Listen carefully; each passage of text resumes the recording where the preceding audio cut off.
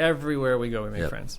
That's all Amanda and I do at this point. Like, and so now we go to like national masterminds with people at even higher levels, and it's like we make friends there. Right.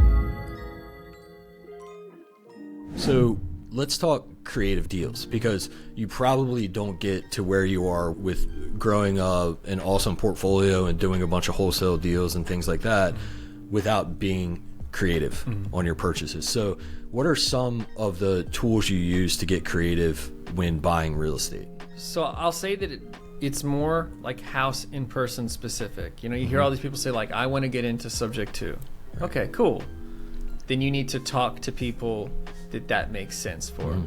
So what'll happen is like you'll meet someone that has $500,000 in equity in their home, and then you're like, I'm going to see if they'll sub to this, and it's like, no, they want their cash. But like, there's nothing you can say that's going to make that person be like, yeah, I'll let you, yeah, take over my mortgage. Like, no, they want the cash, right? So I think just being available and learning what you need just in time instead of like just in case. So like people are like, okay, I need to learn how to creative finance. I need to do notes. I need to do all this stuff. And I'm like, we waited until we got to a point where we're like, I don't think a cash offer is a really good fit for this person. What other options are there available? And then we learned. And so because we had a pipeline, we could test out some of that stuff.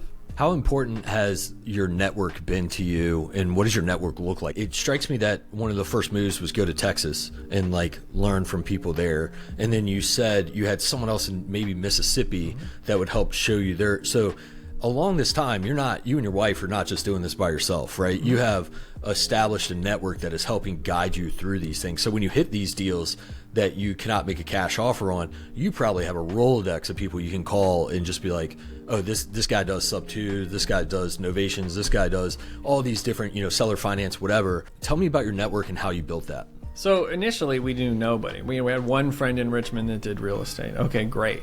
What can you do with that other than go to that one person? And you always be limited by that person's expertise, knowledge, and where they're at in their business. So that's where YouTube comes in. And you're just getting on there and be like, okay, who do I connect with? And then eventually I saw two guys on a podcast, a national podcast, and I was like, they're kind of like me. Right, so like, right. I'm going to call them and see if they're crazy enough to let me go to Mississippi and hang out with them. So like, and I did. And they just were like, yeah, come on down. And listen, there was compensation involved in that. For sure. So it's not like they're just, but like, yeah, that's what it was. It's like, I saw you on a podcast. I think you're cool. I'd like to get to know you.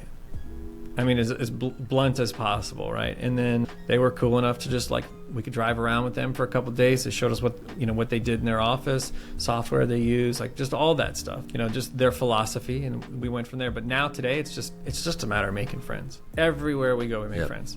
That's all Amanda and I do at this point. Like, and so now we go to like national masterminds with people at even higher levels, and it's like we make friends there. Right. So now you got friends in Washington State, and then you got friends in Oregon, and then you got friends in Texas, and they're everywhere now. I like how you say it's just a matter of making friends, because I think the word network causes you to overthink it. Yeah. Like people will overanalyze what a network needs to be, or what a mentor needs to be, or what a coach needs to be.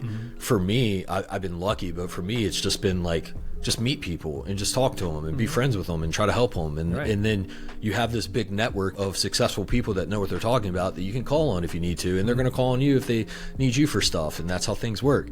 But there's so many people that are like, well, I haven't found the right coach yet, or I haven't found, this, whatever. But there's a few common threads of all the guests I've had on my podcast. One of them is they take action. They do things that normal people wouldn't, meaning like normal people watch YouTube. Millions, many millions of them. Sure. It's very rare that they're going to contact that person and like try to learn from that person states away across the nation, or halfway across the nation.